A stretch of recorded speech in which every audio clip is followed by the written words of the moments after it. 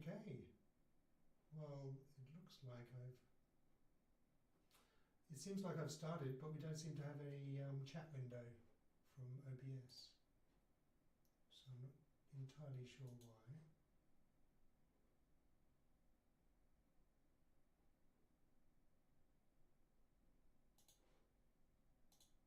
Give me one moment.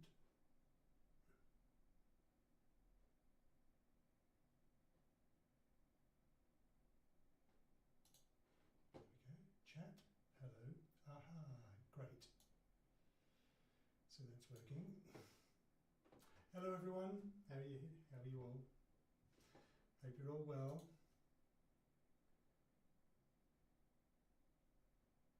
Yeah, this is all new setup here. So we're going. Can you? Oh, you can't hear me? That's Let's try boosting this up a bit. Can you hear me now? Is that better? We did a sound check before and everything was a-okay. So, is that better?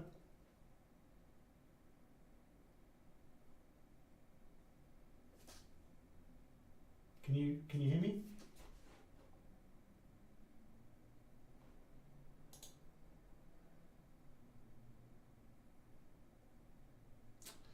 Yeah, so we still have this issue with that, but that's okay. It's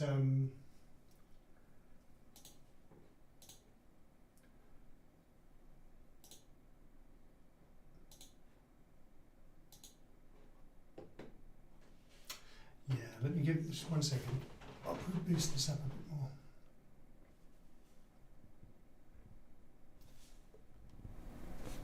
How's that? Better? Great. Yeah, cool. Yeah. Push a few buttons, everything works. Yeah. Oh, and cake.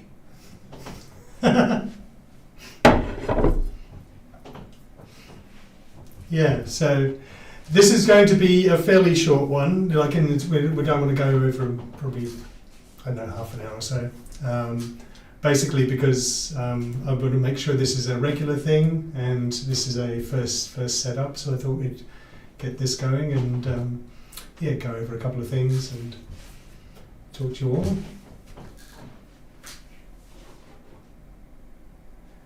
Yeah, so if anybody has any questions, please fire away. You're welcome. Like, I've got, let's see. I'm not, so to catch up on things, basically we're in the middle of our trailer production and we're still barreling away with that. That's, we're aiming, I'm very much in line with having things that are,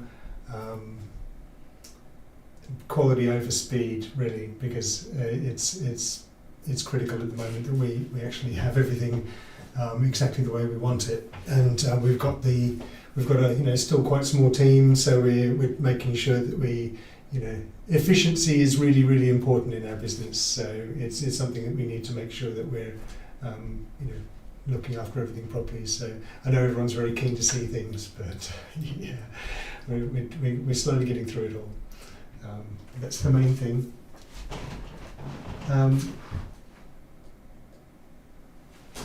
Are you okay, Colin? Can you see me? I think everyone else said the sound's okay. Just let me know if you've got a problem.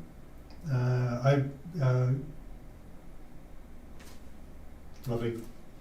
Awesome. Yeah, so we've got, if there's anything anyone wants me to go over in particular, I can go over that. But apart from that, it's really just a little, bit of a catch up and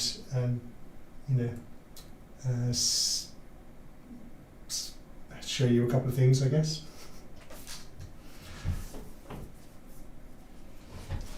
Oh, cheers. Yeah. No, it's. I'm very keen to make sure that this thing is set up so that it's easy to do regularly. This is why we set up this separate space. because I didn't want it sitting in the same place as the main studio here at my place, because it just makes things quite difficult. We've also got our own separate thing for a mocap space as well. So we've got our own custom pipeline for motion capture. We utilise the normal optical capture that you have. It's a standard thing for film and AAA to do a lot of mocap. And the usual thing that we use is optical camera systems, which have a large volume with a lot of cameras. But we also use these suits that we have, and there have been some improvements recently with some equipment that's quite good for that.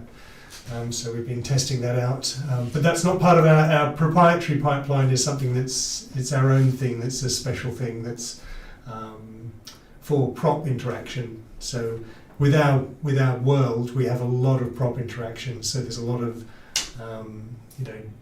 actors interacting with the environment and objects and other things, and we've made it a very efficient system for converting any of our props into something very accurately trackable, so that we can use it for our motion capture. So it's one of those things that's a technical thing, which a lot of people who play games don't really care about that much, but from the side of production and doing things that are very high quality, very efficiently, it's very good. We're very happy with it. Like when I say pennies on the dollar, we're saving like a lot of money every month just on that alone. So yeah.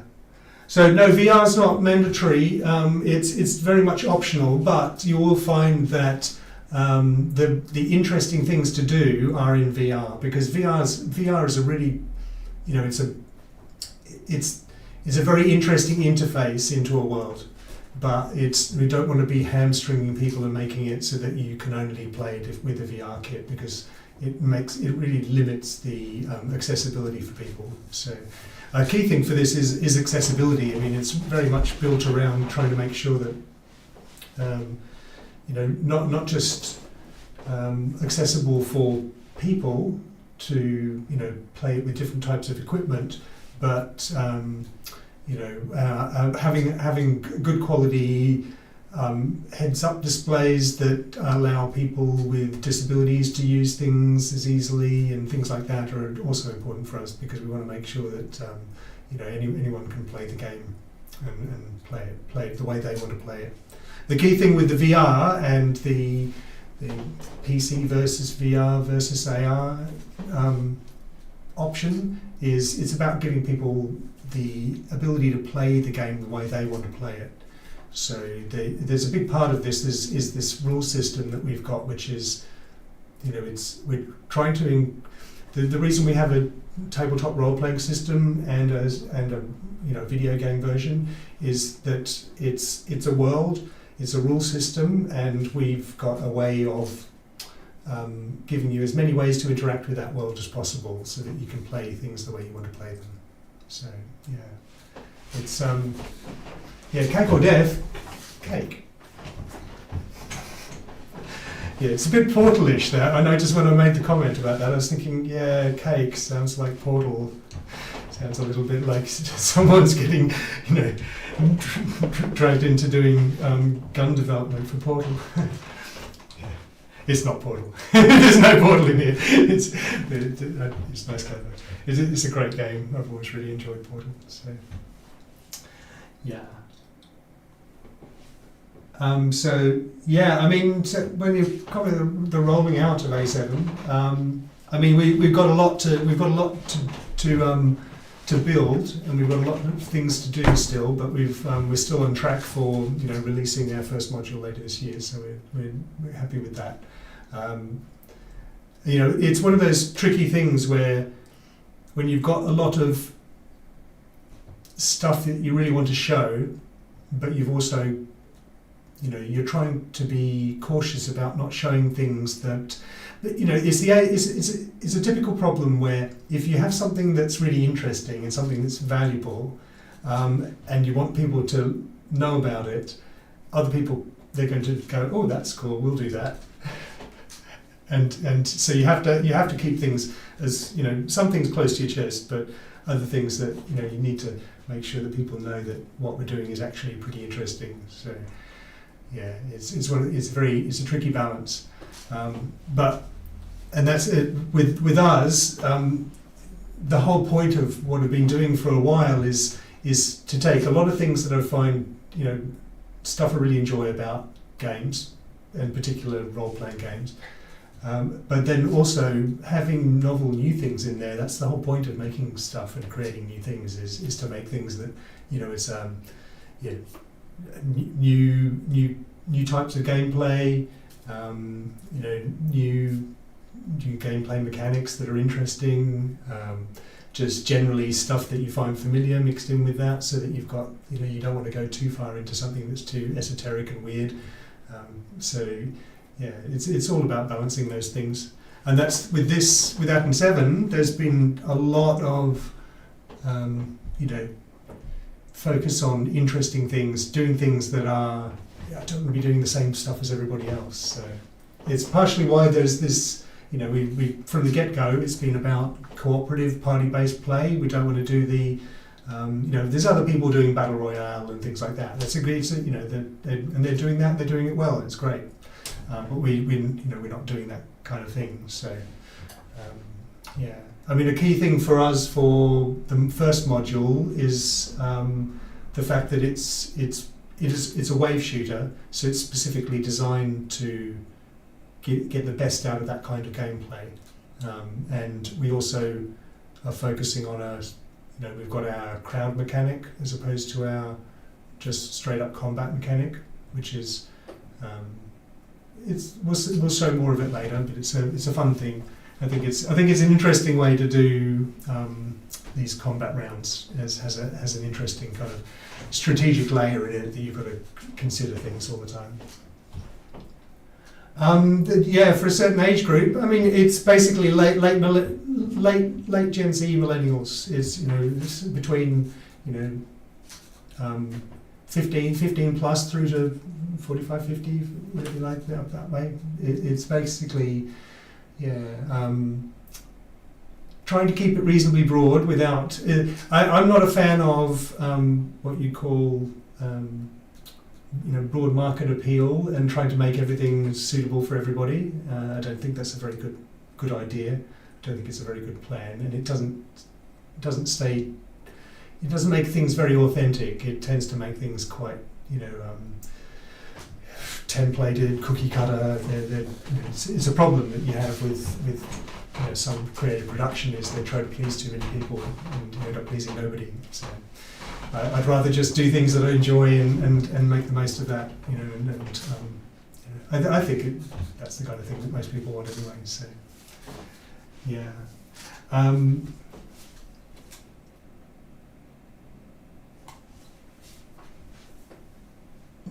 So there is a lot. So when it comes to the game, we've got this thing where we've been taking quite a while with it, with the encyclopedia.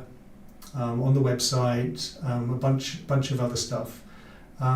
It's rolling out. We're doing it slowly and carefully because, with the fact that we're a TTRPG as well as a computer game, they satisfy two separate things.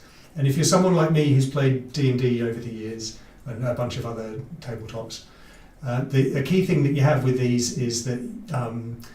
They have a lot of reference information to let you do what you want with the world, to build your own adventures, to build your own scenarios and things like that. And that is that kind of the player's handbook, the monster manual, the DM's guide. These are all things that they're not for everybody. They're for people who like playing those kinds of games. And that includes me in that group. So that the things for the encyclopedia is for those people.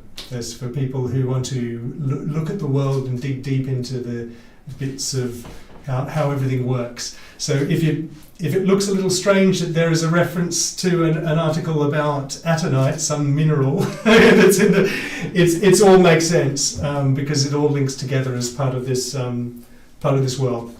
So it is as we go through the different bits, it'll all gel together. I find those kinds of things quite satisfying, where you get something and you go back to it later and you go, oh right, it was there from the very beginning. And a little bit of this is demonstrating some of that, where we're talking about,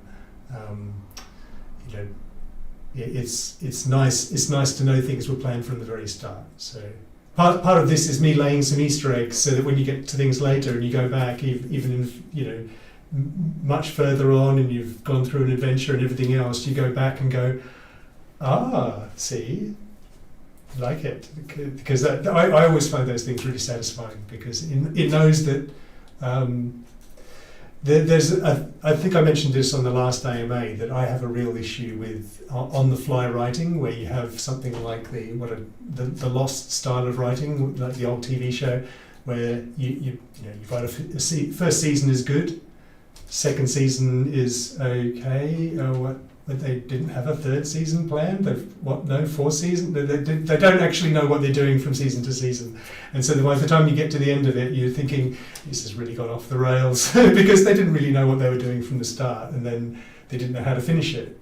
So for me, this kind of thing's important, to have a really long-term plan and then weave everything back into it. So that's why I've spent a long time working on this world, to do that, so that we've got something that can be, satisfying in the long term, not just the short term. Yeah. So many questions. So there will be when it comes to backstories and the worlds and the characters, there's a lot going on there. There's an awful lot going on. So, but we'll get to that in pieces. I mean, the key thing we want to do is just get the trailer out, so that we give everyone an idea of, what to expect from the world and the gameplay and things like that. So that's the number one focus. And when we've got such a focus on trying to be efficient and careful with resources, that's why we have this kind of, I'm just dropping a little bit of info here and a little bit of info there, and it's pretty sparse. But yeah, it's all changing now, so we're good.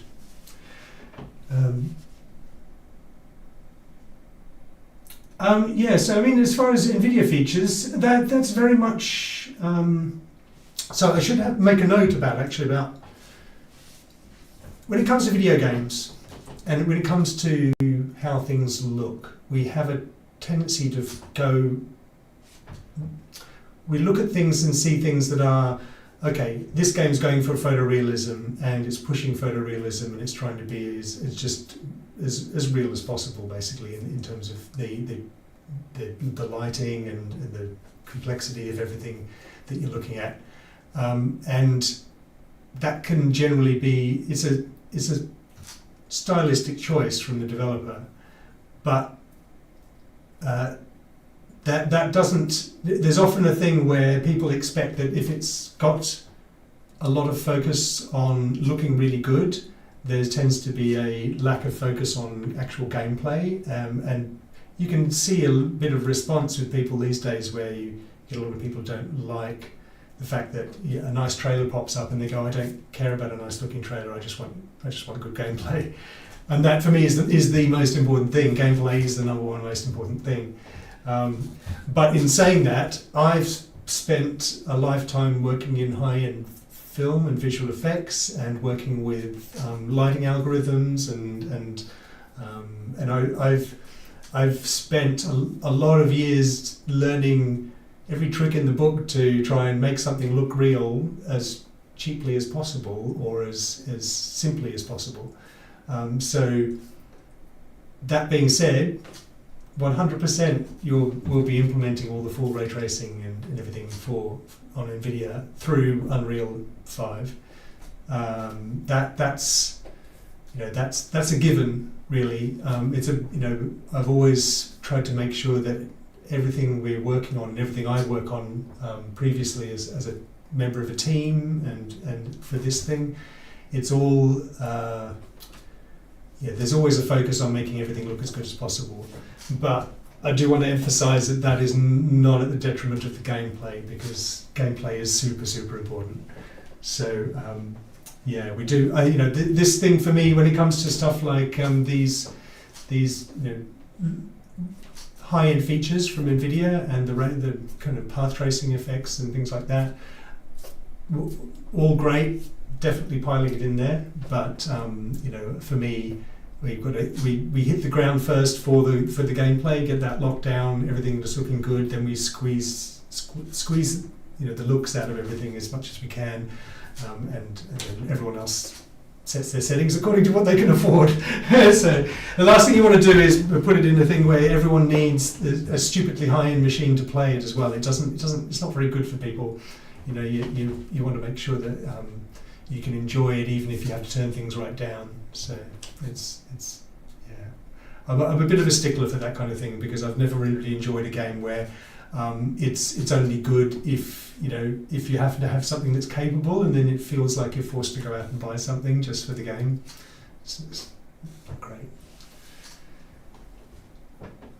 We're planning on at the moment it's just PC for the moment, but we will. We do have an eye on PlayStation VR. A key thing for us is the AR side of things. So, but we're keeping that bit under wraps. That's a bit secret. So, yeah. Actually, did anyone? Maybe I'll show you a little something.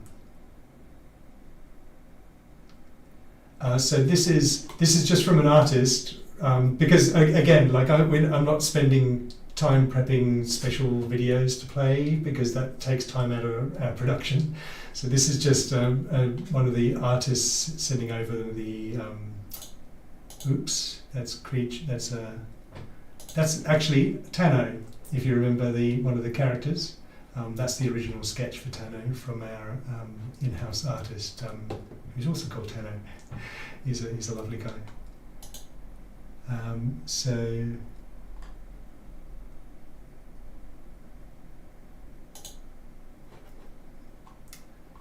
that's a little. You can see that.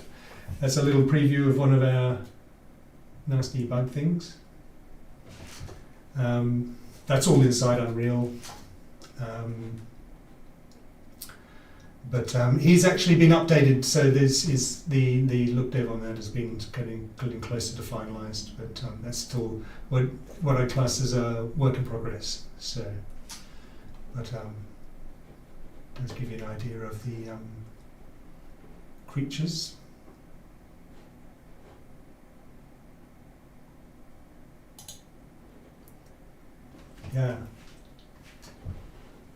Yeah, that's that thing. Although it looks quite large, it's only the size of a house cat.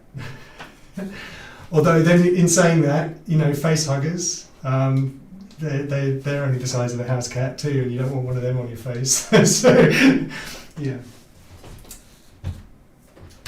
But that's those guys are nasty. They're really, really nasty. So yeah, they're not something you want to mess with. But yeah, we'll be going over some, weapon previews and other things shortly. So we've got some. We'll get into the details of weapons. I know people that there's been a lot of showing, bits of the story, bits about the world, bits about other stuff, and a lot less pew pew. So we're getting to that. We'll get there.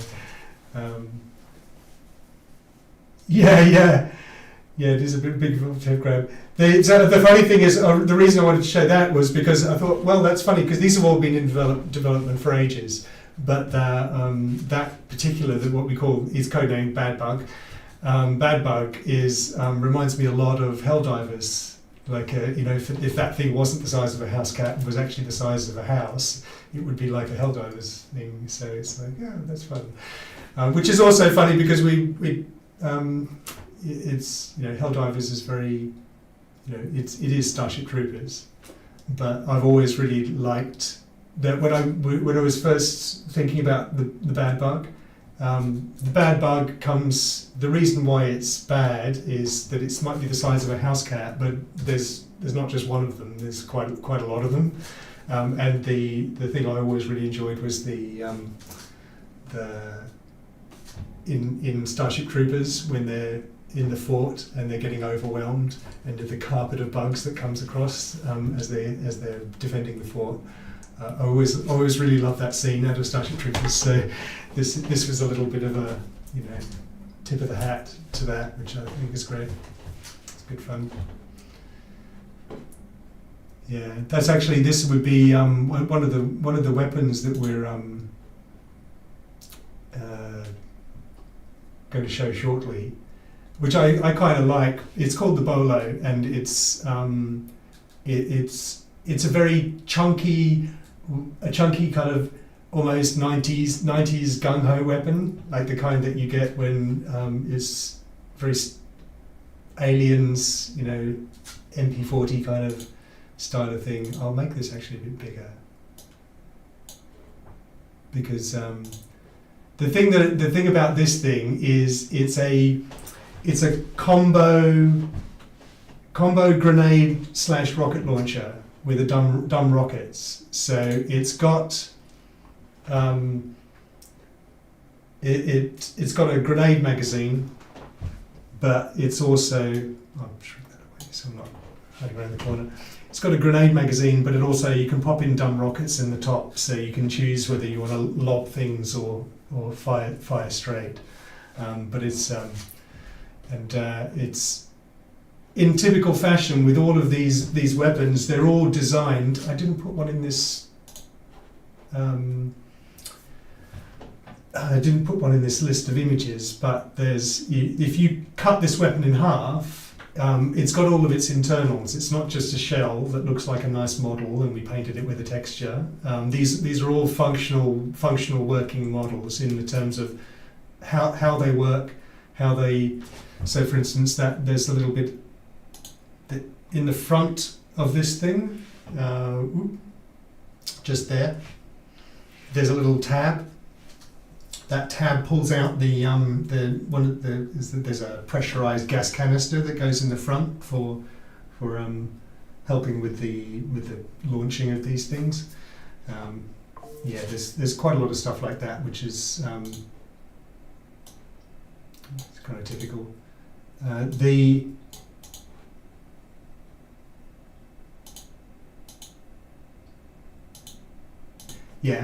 There's another one there, but that's one of a list of things. The first one we'll show is this the thing called the EB3, which is the plasma cannon. That's the one that Lena is carrying on her back. That thing is. It's the most over the top. It's the equivalent. It's the kind of game equivalent of the BFG, you could say, in some respects. It's not really, no. But it's designed to be something that fires these plasma solitons. They're like a little ovoid, self-contained it's a soliton. It's like a little self-contained glob of plasma which fires out of the end of the cannon. But the cannon itself is a combination of coil gun plus a miniaturized quote-unquote fusion reactor. With a couple of other things built into it, but it's fun. There's a lot of this kind of thing where we've gone to great lengths to make sure everything is, no matter how far you dig down into something, you'll get to see all the nuts and bolts. I find that kind of thing very, it's a lot of fun, and it really makes, for me, it makes things much more interesting if you know exactly how something works. Yeah. Regarding weapons, what about recoil? One thing as well is this is not an easy game. This is not a game that's designed for any hand holding. There's no if you ever think that there's going to be something like horizon waypoints to tell you your next thing that you've got to go to, no. This is deliberately quite tough because I've always been I'm a fan of Souls level difficulty of games. I like things where it's really hard to finish it, but it's also really rewarding when you do so. So that kind of thing is very important, and it's reflected in this. So when you talk about things like recoil and things like that, some of them have quite severe recoil. There's also a thing where your physical stature and your size and the character and everything else reflects on your capability to actually use some things, because it's not just a simple case of I'll pick this character and then pick this giant weapon and everything's fine. No. There's basically it's all based on physics. So it's things have physical limitations, and you can't just simply pick something up and use it if you're not capable of picking it up. So, but the benefits of that is that you'll be able to do things that the other people can't do with the strength. It's all the usual thing where attributes are balanced out and you take advantage of things that work for you. So, yeah. So I mean, a lot of the strategy comes from being able to learn how things work, learn how the environment works, and utilize those things to your advantage. I try to simplify what I'm saying because I don't really want to reveal too much about what we do, but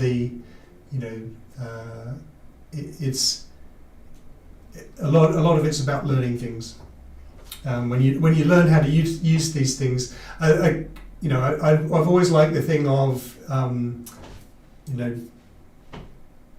the things that are they're quite easy to pick up, but they're hard to master type things, because those things are the ones that you get the best long-term reward out of.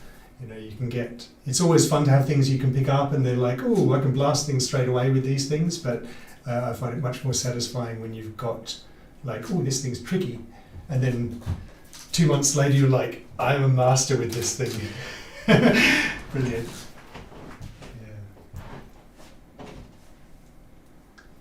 Yeah, I quite like the body cam game. The body cam game's cool. It's a great idea. But this has got there's a lot of strategy in this game. So it's a lot of especially with Gateway Guardians. We've got this crowd thing going on, which means that you have to the way that you strategize how to finish a round is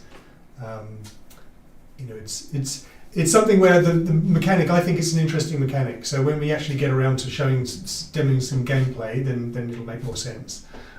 But these things about at night and the fact that it is structured the way it is. These all have repercussions in terms of gameplay. A little bit in the first module, but a lot in further modules, especially in the TTRPG version as well. So, yeah.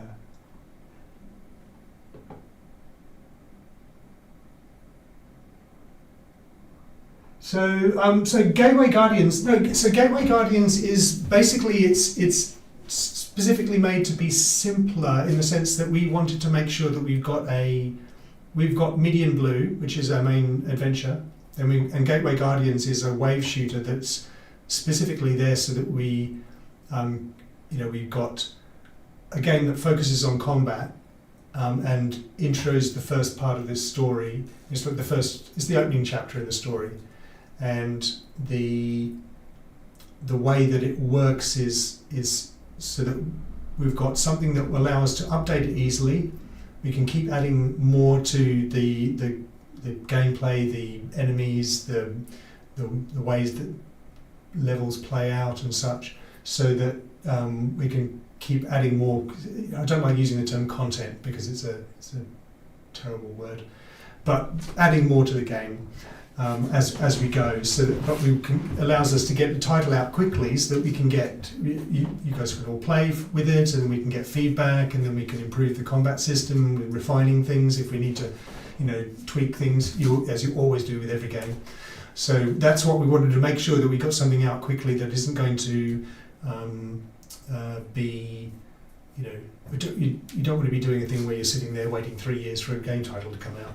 and because it's overpromised some stupidly large MMO that's never going to appear, and more funding please, or some rubbish. So for me, we want to get something, we've got it and people can play it, and then we can, while they're playing that and while everyone's having fun with that and we're getting feedback on that, we keep working on our medium blue, and everything that, all of the combat that is in Gateway Guardians goes into medium blue. That's it's all a way of us making things better, faster. Move fast, break things, I think is not the term. So there's the reason why there's not much marketing so far is purely because efficiency and budget. We're running on an incredibly small budget compared to most other developers. When I say most other developers, I say most AAA level developers who are utilising studios to help them build the thing they're building. So for us, we put every cent has gone into the game development and our current trailer, so that we've got, because that's a way of showing what we're doing. So with that in mind, that's also been something we've been doing previously, and we're not doing now. We're now in the stage where marketing is starting, and so we've got, like I said, we've got a senior marketing manager on now, and all of that starting. So we're in a good place. We're just starting over this next month and a bit. We're slowly working up, and it's not me posting, so there'll be more posts. So we had a couple of people helping with posts, but it's just I am very, very strict on not having anything that misrepresents anything, not having anything that isn't showing exactly what we are and the way we want it. It's really important for me that things are done right. It's not like when you're making something. I'm always happy and secure in the fact that if you're doing something that's actually innovative and you're doing something that's new, you don't have a competition to deal with, so you don't have to sit there going, "You're going to get there before I do." Who's going to do this? We're all. It's either you're competing with all video games or you're competing with people who. So for me, making new things, that's what makes new things fun, and that's what makes making new stuff interesting. Is the fact that it's blue ocean. You're swimming in blue ocean. It's lovely. So yeah, but we will. It is the. We've got most of what we need for getting through through the bulk of our first title. What we're doing at the moment is putting ourselves in a position where we can add some extra people on and get things finished in the best quality we can.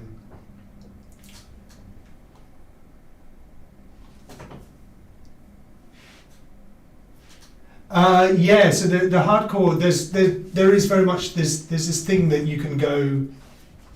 There's different kinds of gameplay. So you've got a gameplay where it's a risk reward strategy basically. That if you play with if you're playing the I can actually die mode, you get a lot more reward for what you're doing, but you can die, and then you can't switch backwards and forwards between someone who plays and can die permadeath, or someone who can just resets their character all the time. The soft play, hard play, soft play. The soft play version is just there if you just want to have fun. It's like the lunchtime gamer type. I don't want to worry about things too much. Or you can go full hardcore and go, I want to see how far I get because I can only die once, and that's it. So they do again. It's about providing options. None of these things are a thing where you have to have one thing or the other. There's no. We don't have to make a game that only does one thing. As long as it doesn't add too much to development time and too much to things that make things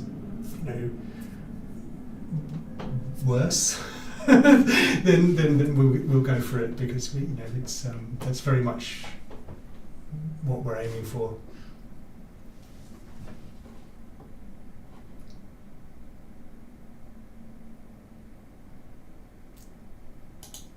Yeah, I mean, we for us, marketing is one of those things where there's a lot of different ways to approach things, and for us, we've got a plan, so we're in a good place. But it's we don't want to say too much about the plan.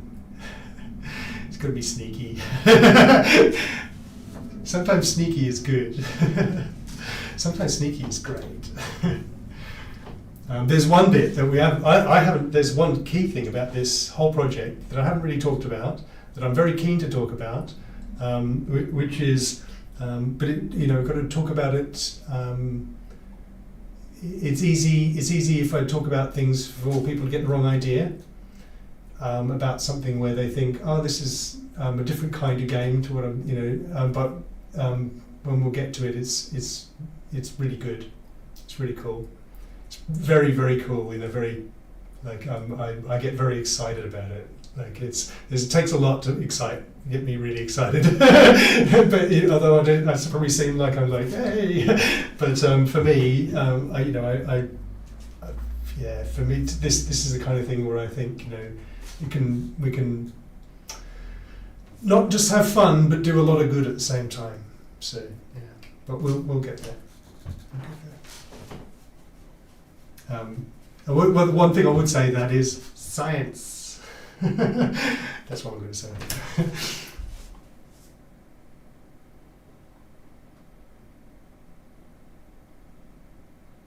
Well, I hope you're going to cry like The Last of Us, because that tells me I've done a very good job. If I can make people truly emotional, then I know that the story has done its work. Because that's what else is life about? But this kind of stuff. I mean, that's a very broad statement, but you know what I mean. Yeah. There are actually some fun Easter eggs in there that there's some fun Easter eggs and a lot of my favourite thing is balancing things that are very serious with things that are ludicrous. Again, I think I mentioned this in the last AMA that I've always been a really big fan of things like culture novels, things like Adrian Tchaikovsky, Children of Time. That's just gold. There's a lot of the old school cyberpunk stuff and everything is you can't. That's the great stuff from the 90s that was just magic. But for me, I've got a big love of science and biology and evolution and complexity theory and a bunch of other stuff. So that's all buried in here. But for the thing I was saying before, with juxtaposing these two things, having really serious subjects about theoretical physics and other stuff, and then having that mixed with Douglas Adams level ludicrous nonsense is perfect. It's great. So that's what we're hoping. People enjoy the most out of it. I think is I hope people get a good laugh as well as a good scare, and a good cry. The best of the best. I'm going to turn that one off. I'll show you actually. Here's a little sneak peek as well. So this is, those guys are the retro. These are just some of the social groups that are in Aten7. You may, like, when you look at these, there's going to be some surprises in there. You'll be wondering, wait, what? There's a big thing about society and different groups, social groups, and how they work in terms of genetics, genetic modification, as well as a whole bunch of stuff. So, including augmented reality gaming, mixed with, for instance, so these guys,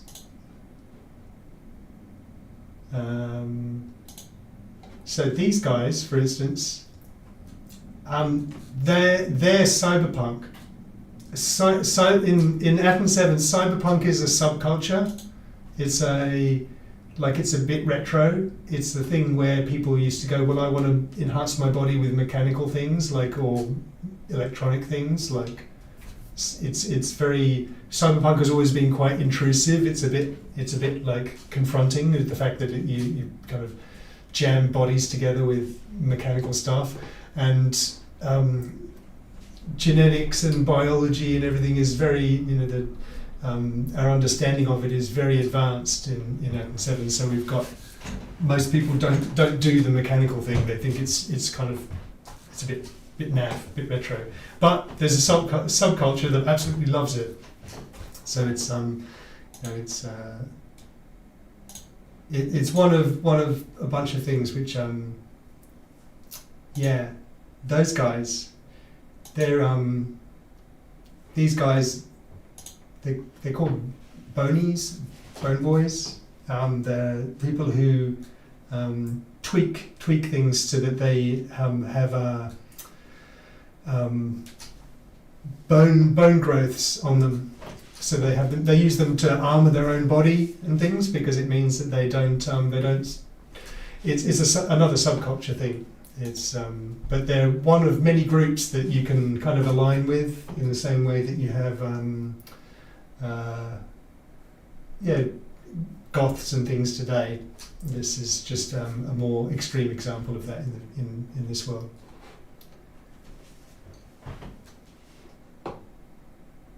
So hang on a sec. I've got to catch up on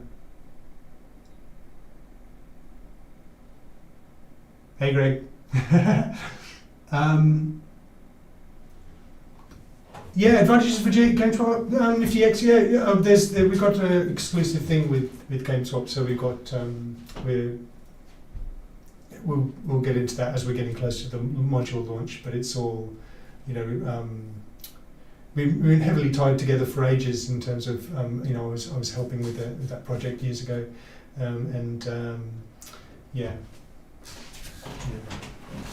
definitely benefits.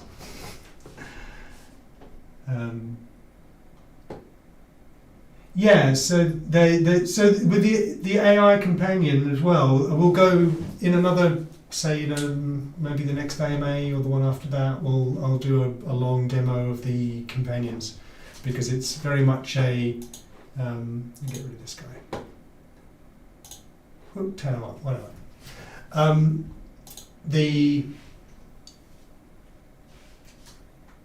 So it's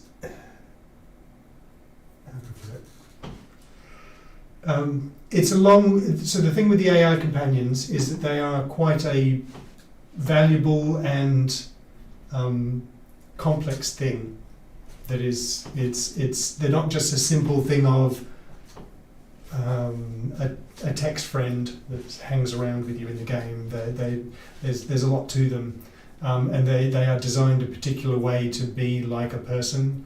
So when we get to it, I'll demo it, and we'll demo what it means to have one, and then the understanding of why we wanted to make them so special and everything will make a lot of sense.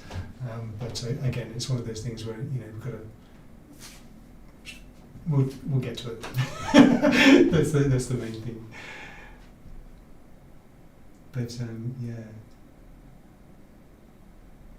will the first module preview the game vision?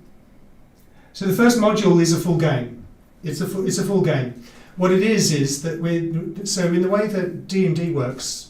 I use D&D as an analogy because it's a simple way to explain it for people who've played it before. But it's the same with a lot of tabletop role-playing games. Our character systems and the characters are outside the game modules. You have a character creator, which is a standalone thing.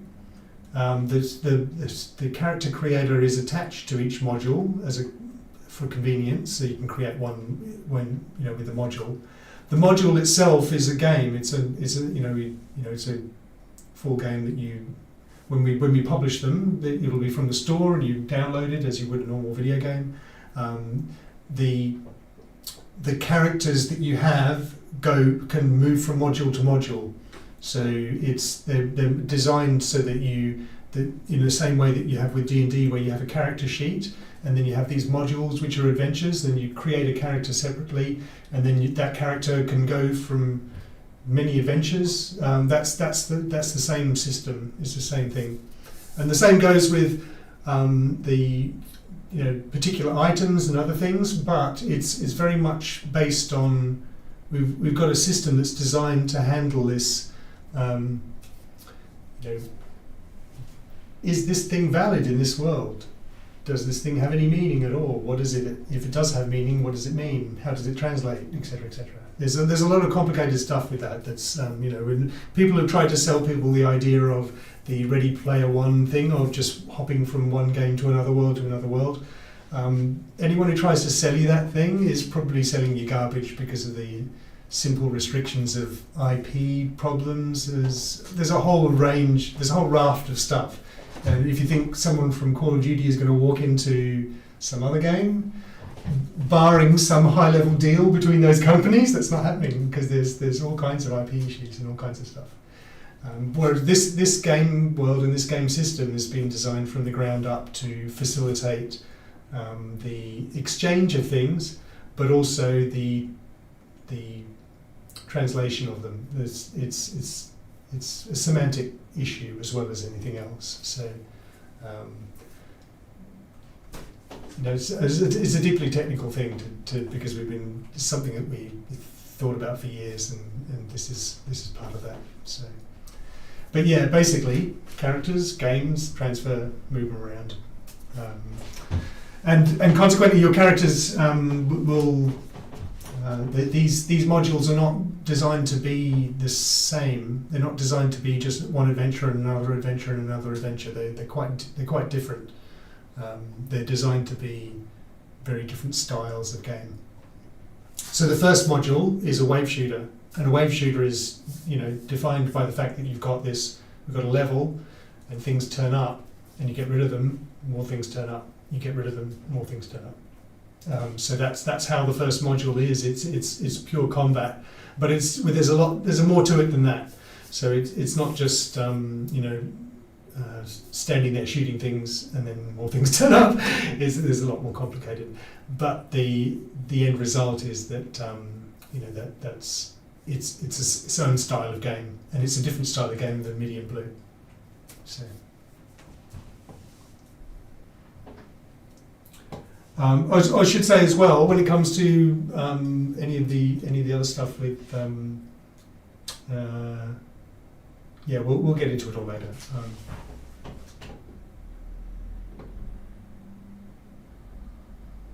So the future modules being connected, they're not connected. It's the compatibility of the characters to move between them, because the character is your representation of you as a player. And the character that you're playing, so these things are all the system is designed for you to move between modules. The reason I use the D&D analogy is because it's basically like that. It's very much a thing of things that you've gained, things that you have. We've designed the system to make it work that way.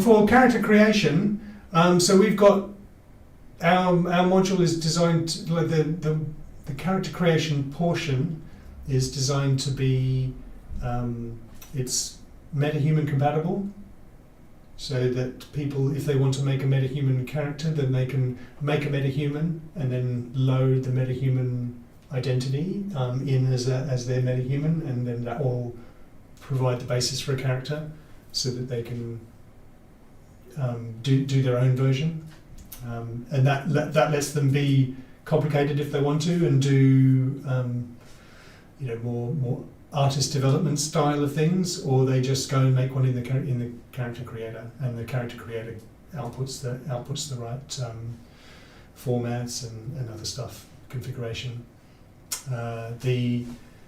For that it is it is what you class as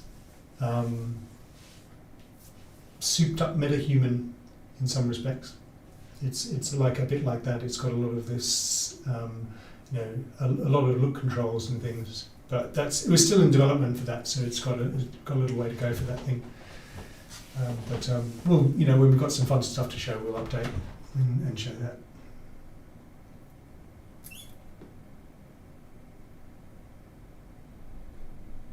Yeah, multiplayer story, but this. So I should say that this whole game system is co-op multiplayer.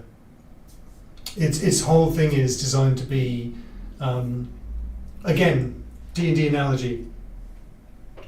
The thing I've always liked about D&D was the fact that it's about you and a bunch of your friends hanging out at your friend's place. You all get together there. You're all on the same team. You've got a DM, GM who's refereeing the game, and they're there to basically interpret the rules for you and allow you and your friends to hang out and do stuff. But the key thing is that it's you and your friends hanging out together, and you're going to go. You go on a module, you play an adventure, but you're all working together to, overcome something, defeat something, and that's very much what this is about. This game system is about teaming up together to beat something, or teaming up together to solve stuff, or hang out together. Basically, for me, that's an important part of it. Is it's 50% hanging out and doing stuff together, 50% gameplay and things. So that's why I was very happy to see that Helldivers was so well received, because Helldivers is very much it's not the same kind of game, but it's got similar alignment in terms of it's co-op only play. It's it's having fun with the gaming. There's a bit of alignment there. Which we're not a military style game like that though, where it's all like, going down and all guns. There's a mix of stuff. So.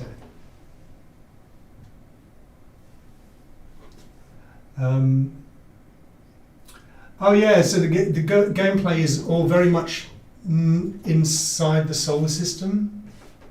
There's no aliens. There's no you won't see aliens.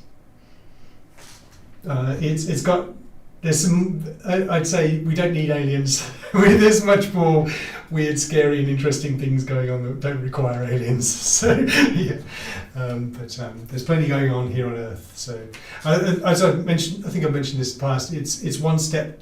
What I class as one step towards the culture, as a way of giving an idea of the flavour of it. And by that I mean Ian M. Banks' culture novels.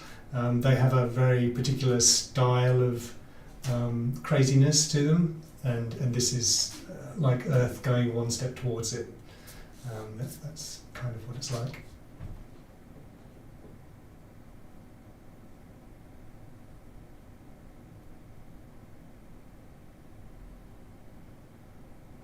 Why blockchain? Well, that stuff, the blockchain side of things is we've got it. It performs an important role in our thing because we've got that's again the thing we're going to get to later, but it's very much positive for everybody. I'm not a fan. I will not use something if there's the age old argument is, can you use a database? Well, then use a database.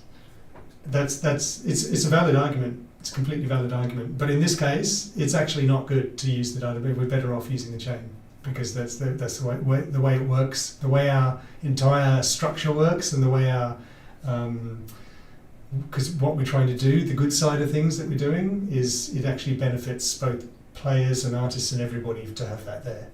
At the end of the day, remember that the key thing about blockchain is it provides transaction transparency. And that's what we want. We want transparency on our transactions and stuff. It provides a really good thing for trust, and that's beneficial for everybody. And all of it is optional. it's all we don't. No one's forced to use any of it. You know, it's all like you use it by choice if you want to. But we don't force anybody to use any of this stuff because it's like everything. It's giving people options. You give people options, and if it's the best thing to use and it's best for everyone, and it provides people with a positive thing, then they'll use it, and that's what it's there for.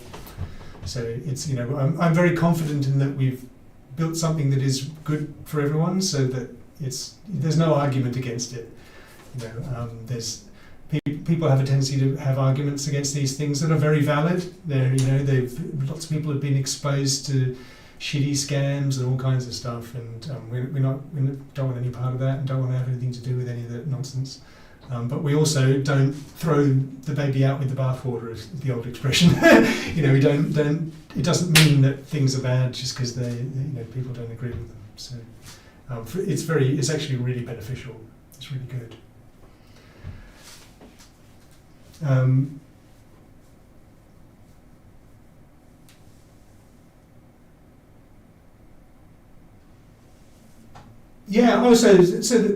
AAA games do take many years to make, but a key thing with AAA games is that they have there's a common theme that AAA games have a ton of content in them, and that's one of the things that makes them AAA, and one of the things that makes them very expensive is that they have a lot of content, and this part of the reason for doing the Gateway Guardians thing and releasing this wave shooter, doing it so that we can release something later in the year is specifically so that we don't have this. I don't like naming other projects because I'm not a person who goes around bagging other projects because every project is difficult. Everyone, and I'm don't like casting aspersions on other projects, saying this one's a scam, and this one's generally they all know who they are if they're doing something dodgy.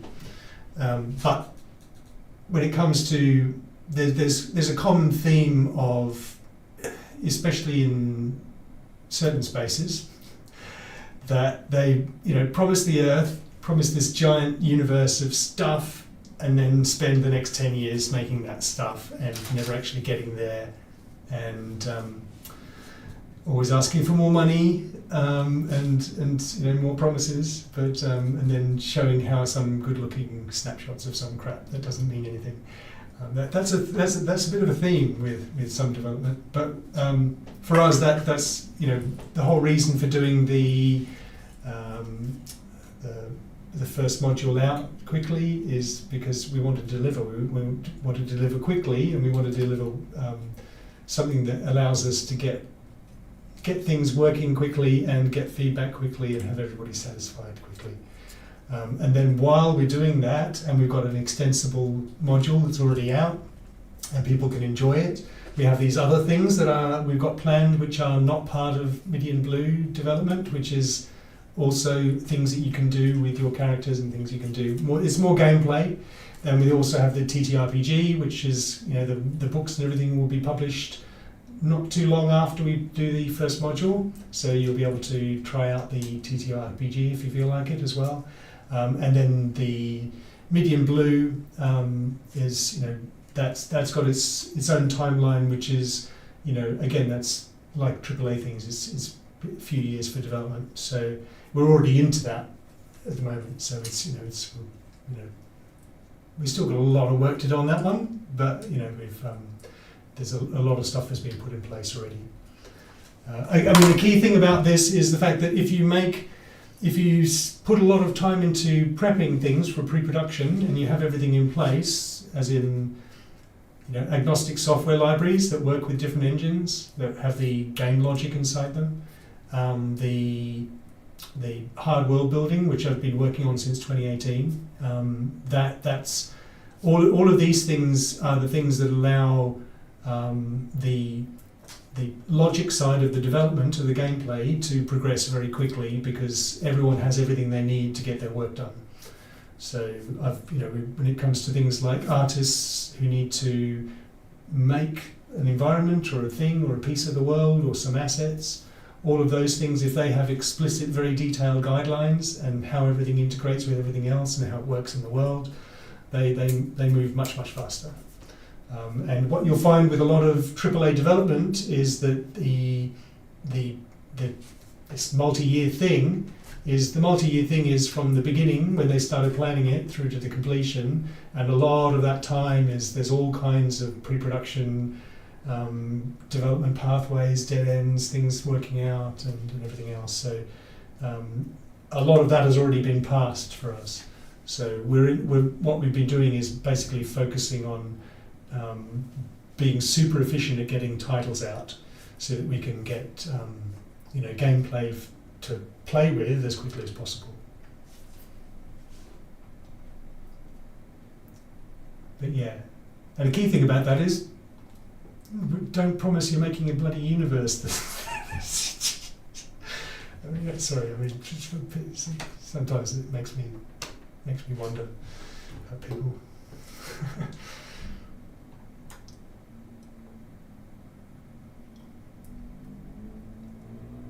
No, we're sticking with, we're very much, as we've said before, we're sticking with things keeping things as simple as possible when it comes to, we're not having multiple different systems running at once.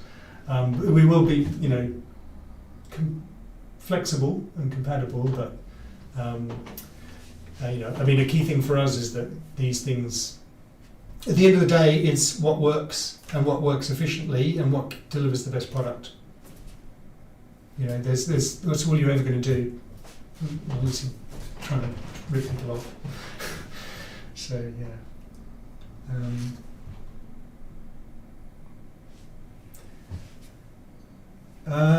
We know architecture. I mean, the architecture is, it's. There's not much to say about that, apart from the fact that, when I say not much to say about that, we have our underlying infrastructure stuff, which is no bueno. You're not going to talk. I'm not talking about that at all, no chance, because that's some secret sauce in there. That's pretty special stuff.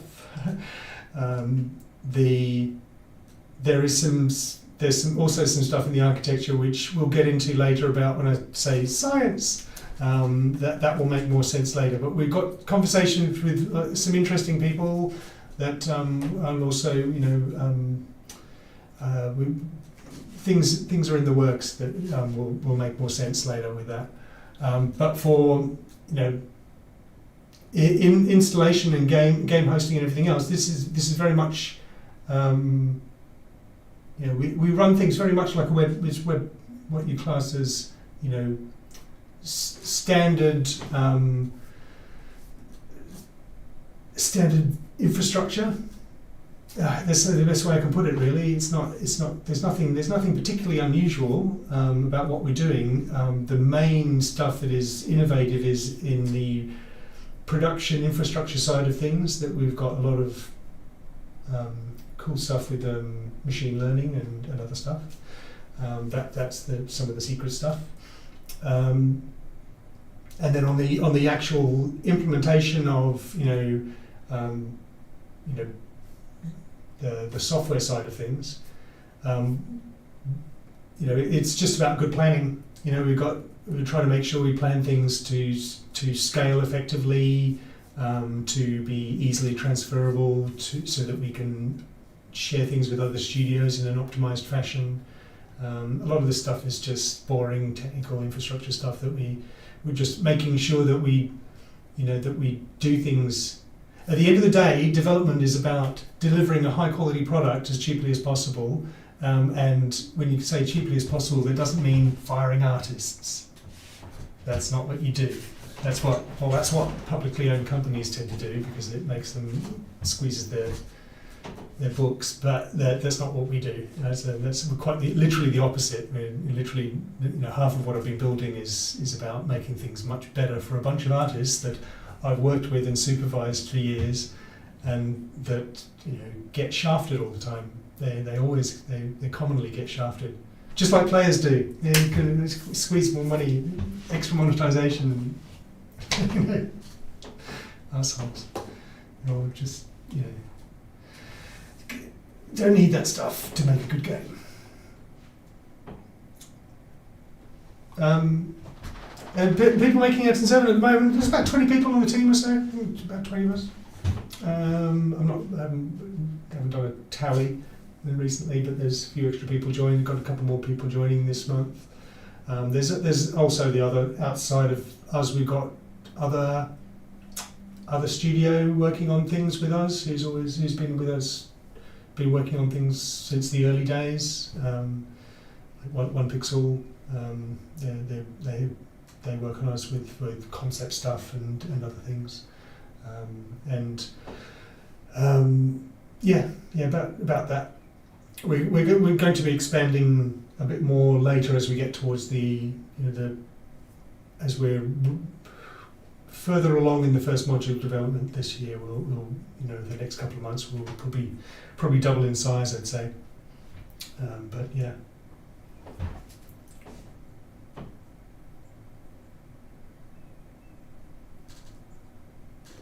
I mean, there's other. So there's bits that.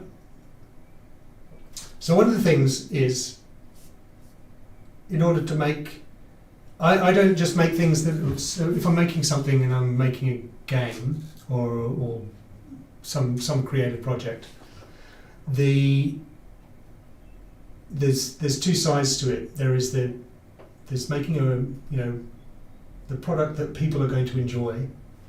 But there's also the actual production side of things, and I've worked for years on R&D, in creative production, and generally with that side of stuff. And for me, you've got that side of delivering a good product, but you've also got the side of delivering things that make it better for us working on it.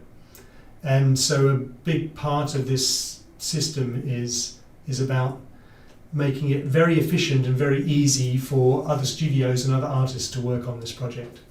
And consequently, it makes it cheaper and attractive and better off for everybody, because we're all people, all of you get stuff faster, we get more time and get to go home on a weekend. So that's basically how it works, like everyone ends up happy rather than and at the end of the day, you're delivering things more efficiently and more cheaply, which means we get more profit and we do better as a business. So it's a win-win. It's a win-win-win.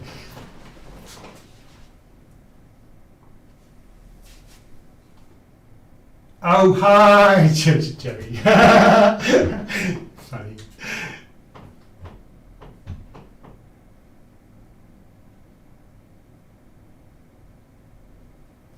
So what's the final question?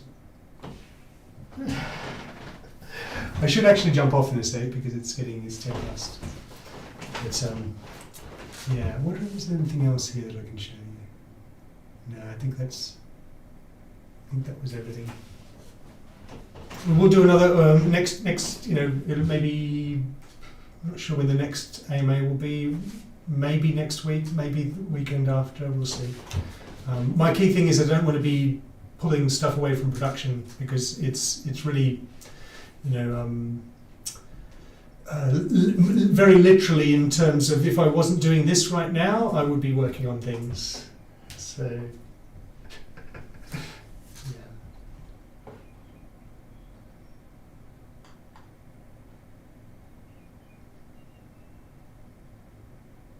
yeah.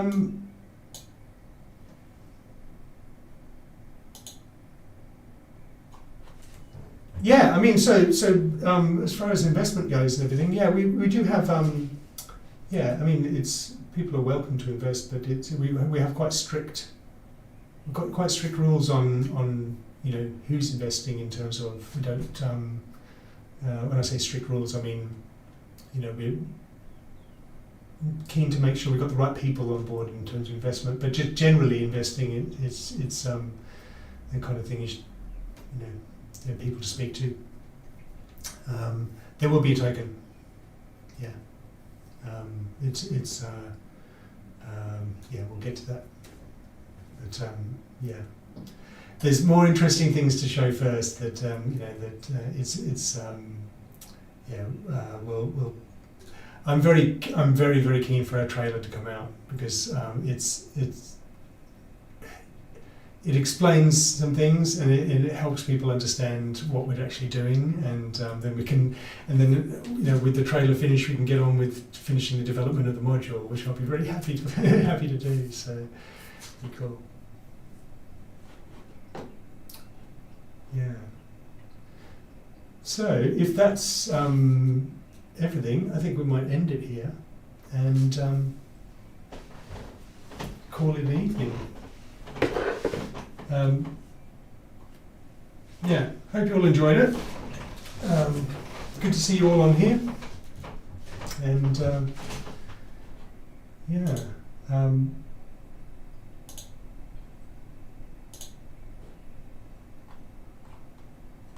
Oh, I just noticed I had the chat settings on something slightly different, so that's cool. Glad I didn't miss anything there. Yeah. But yeah, love to see you all. We'll try and hopefully I'll try and get this on next week and do another one next week, and we can show a little bit of something for well, about the weapons and stuff. Would be fun. Maybe a little demo. Be cool. But yeah, have a lovely evening, and whatever you're doing for the rest of the Sunday, the rest of the weekend.